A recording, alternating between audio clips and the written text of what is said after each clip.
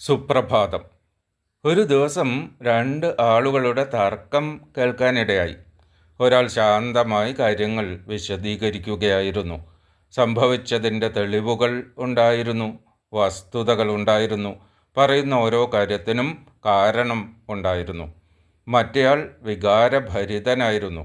ശബ്ദമിടറി, കണ്ണുകൾ നിറഞ്ഞു, വാക്കുകളിൽ നാടകീയതയുണ്ടായിരുന്നു.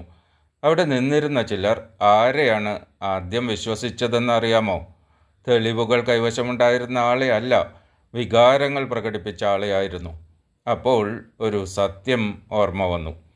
മനുഷ്യർ പലപ്പോഴും വസ്തുതകളേക്കാൾ വികാരങ്ങളാൽ സ്വാധീനിക്കപ്പെടുന്നു.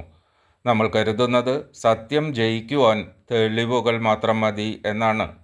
പക്ഷെ ജീവിതം എല്ലായ്പ്പോഴും അങ്ങനെ പ്രവർത്തിക്കാറില്ല. ചിലപ്പോൾ തെളിവുകളും സാക്ഷികളും ഉണ്ടായാൽ പോലും സത്യങ്ങൾ വിശ്വസിപ്പിക്കുവാൻ കഴിയാതെ വരും. കാരണം ആളുകൾ കേൾക്കുന്നത് ചെവികൾ കൊണ്ട് മാത്രമല്ല, അവരുടെ മുൻവിധികൾ കൊണ്ടും വികാരങ്ങൾ കൊണ്ടും ഇഷ്ടാനിഷ്ടങ്ങൾ കൊണ്ടുമാണ്. അതേസമയം നുണയ്ക്ക് ഒരു പ്രത്യേക കഴിവുണ്ട്. അത് പലപ്പോഴും സത്യത്തെപ്പോലെ കാണപ്പെടാൻ ശ്രമിക്കാറില്ല, വികാരങ്ങളെപ്പോലെ കാണപ്പെടാനാണ് ശ്രമിക്കുന്നത്. കണ്ണീർ, സങ്കടം, നിരാശ, അഭിനയം ഇവയെല്ലാം ചേർന്നാൽ ചിലപ്പോൾ നുണയ്ക്ക് വിശ്വാസ്യതയുടെ വേഷം ലഭിക്കും. അതുകൊണ്ടാണ് ചരിത്രത്തിലും ജീവിതത്തിലും ഒരുപാട് തവണ സത്യം വൈകി എത്തിയത്. സത്യത്തിന് തെളിവുകൾ ശേഖരിക്കേണ്ടി വരും, സമയം കാത്തിരിക്കേണ്ടി വരും, ക്ഷമ ആവശ്യമായി വരും. പക്ഷെ നുണയ്ക്ക് പലപ്പോഴും ഒരു നല്ല കഥ മാത്രം മതി. എന്നിരുന്നാലും ഇവിടെ ഒരു പ്രധാന കാര്യമുണ്ട്. നുണയ്ക്ക് ആളുകളെ കുറച്ചു കാലം വിശ്വസിപ്പിക്കുവാൻ കഴിയും, പക്ഷെ സത്യത്തെ ശാശ്വതമായി തോൽപ്പിക്കാൻ കഴിയില്ല. കാരണം നുണയുടെ ശക്തി അഭിനയത്തിലാണ്, സത്യത്തിൻ്റെ ശക്തി നിലനിൽപ്പിലാണ്. ഒരു നുണയെ നിലനിർത്താൻ മറ്റൊരു നുണ വേണം, പിന്നെയും മറ്റൊന്ന് വേണം. പക്ഷേ സത്യത്തിന് ഓർമ്മശക്തി ആവശ്യമില്ല, അത് അതുപോലെ തന്നെ നിലനിൽക്കും. ജീവിതത്തിൽ ചിലപ്പോൾ നമ്മൾ ഒരു വേദനാജനകമായ അനുഭവം നേരിടും. നമ്മൾ സത്യം പറയുന്നുണ്ടാകും, തെളിവുകളും ഉണ്ടായിരിക്കും. എന്നിട്ടും ആളുകൾ വിശ്വസിക്കില്ല. അപ്പോൾ നിരാശ തോന്നാം.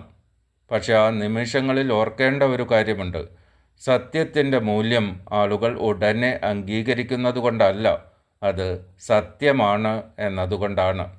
കാരണം ജനക്കൂട്ടത്തിൻ്റെ വിശ്വാസം എല്ലായ്പ്പോഴും സത്യത്തിൻ്റെ അളവുകോൽ അല്ല.